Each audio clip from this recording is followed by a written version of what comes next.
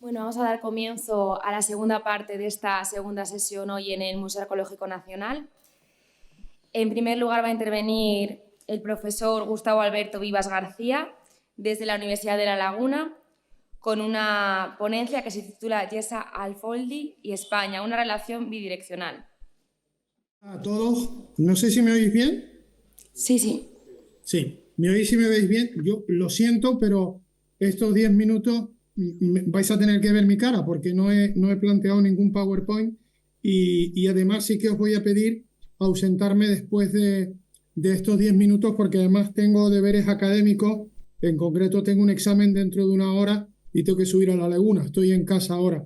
Pero agradezco la oportunidad que me da el Congreso y agradezco a los organizadores de poder, en fin, expresar unos apuntes, si quiero unos apuntes muy someros y que tienen muchísimo que dar y que deben mucho al profesor Abascal Palazón sobre la relación entre Quetzal Alfoldi y nuestro país. Una relación, la del historiador y el epigrafista alemán de origen húngaro, de 1935 a 2011, su cronografía, que fue larga y fecunda en muchísimos periodos de sus casi 80 años de vida. Empleo ambos calificativos porque fue así tanto en el sentido humano como en el académico.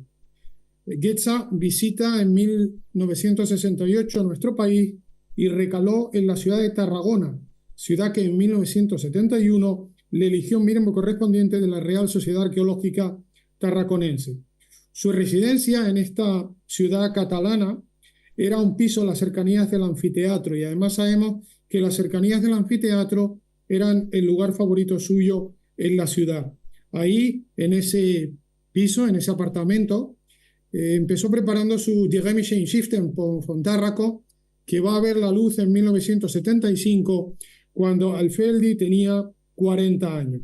Ese mismo año, 75, consigue la cátedra de la Universidad de Heidelberg y, si exceptuamos unas cortas vacaciones de 2 años antes a la isla de Mallorca en 1966, ese fue su primer viaje.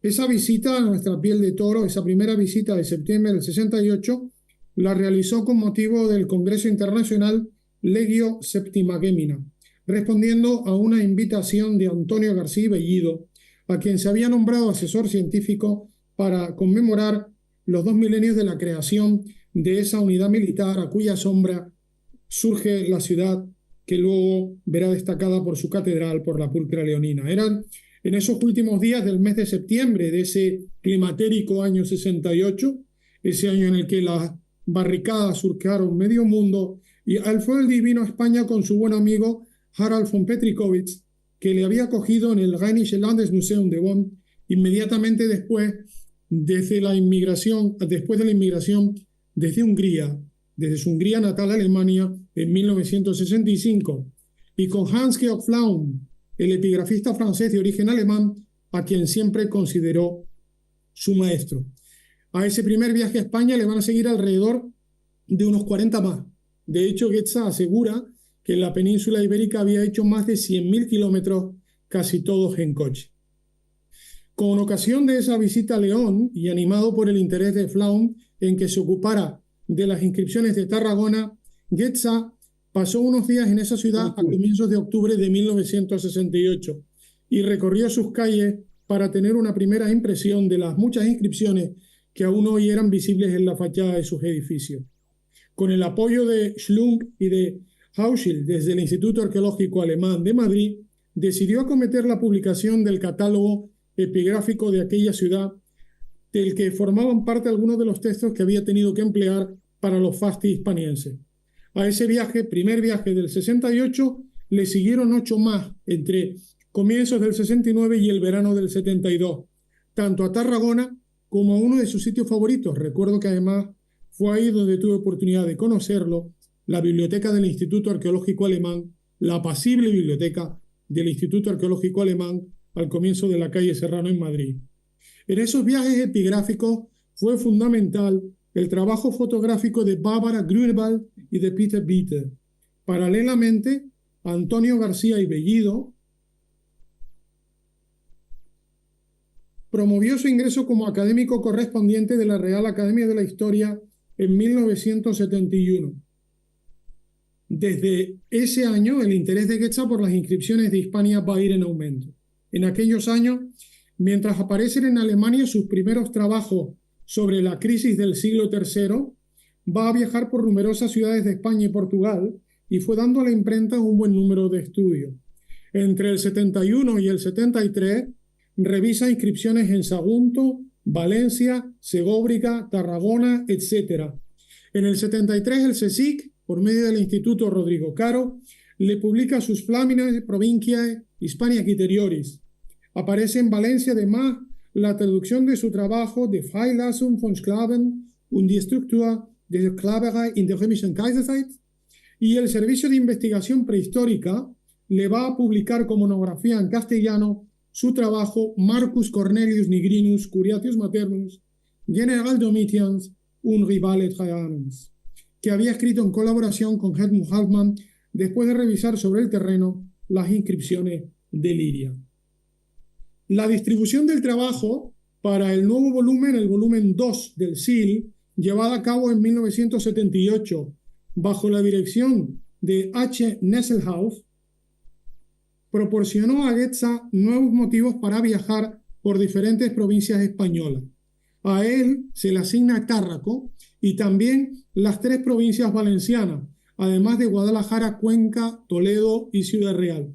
De esta última decía siempre que la pidió cuando nadie la quería, porque se pensaba que en Ciudad Real no había apenas epígrafe romano. Una idea tremendamente equivocada, como se revelaría a la postre.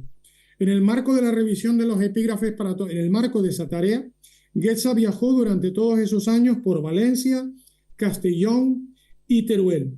A finales de los años 70, esos viajes se van a extender a otras provincias y fue entonces cuando comenzó a publicar la serie de artículos que bajo el título de Epigráfica Hispánica van a aparecer en ZPE desde 1981 hasta 1994 para dar cuenta de una serie de trabajos periféricos del SIL.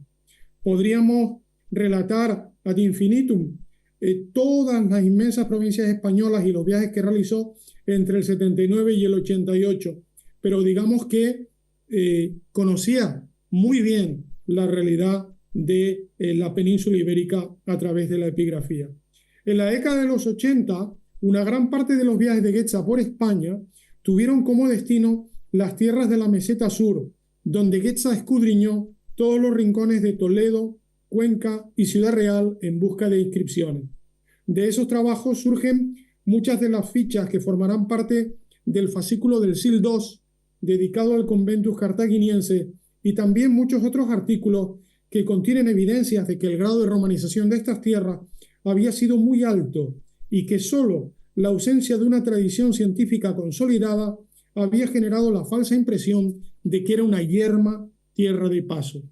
Además de las crónicas periódicas en ZPE, Zeitschrift für Papyrologie und Epigraphik, y en otras publicaciones y homenajes, Goethe va a poner en orden toda la documentación histórica sobre las ciudades de este territorio en una obra publicada en Heidelberg en 87 que se ha convertido en un clásico indispensable. Römische Stadtwesen aus der Neukastilien Hochne, ein Testfall und die Romanisierung. En el 81, en compañía de investigadores españoles como Juan Manuel Abascal, va a recorrer lugares como la provincia de Guadalajara, contando con el magnífico trabajo fotográfico de Wilhelm Kuhoff. El Conventus César Augustano sigue siendo una de sus principales publicaciones. Abascal ha relatado en otro lugar un inmenso anecdotario de ese periplo, un anecdotario que sería interminable. En un pueblo de Guadalajara, en el 83, al parecer la resistencia del propietario para fotografiar una inscripción se desvanece cuando supo que Alfeldi era alemán. Sin dudarlo un momento se cuadró haciendo un saludo militar y dijo: nosotros siempre al servicio de los alemanes. Unos minutos después, relata Abascal, pudieron fotografiar la pieza. Dado que Goethe conocía la península ibérica como la palma de su mano, era capaz de imaginar los recorridos más cortos hacia algunas localidades, si la carretera estaba no asfaltada, si había o no rodeo. Tenía el Imperio Romano en la cabeza y en cada momento era capaz de saber si se estaba saliendo de un conventus jurídico o del probable territorio de un municipio o colonia para entrar en otro. Todo ello durante los viajes que va a realizar por nuestro país a lo largo de 30 años. Tras su jubilación oficial en el año 2002 y aunque mantiene la docencia hasta el 2005, Goetze recibe 6 de los 10 doctorados honoris causa que van a adornar su carrera. Es verdad que una larga enfermedad le hace causar una interrupción, pero después de esto recupera una actividad infatigable centrada en la edición de los fascículos tarraconenses de SIL 2214, con muchísimos viajes, conferencias, cursos, etc.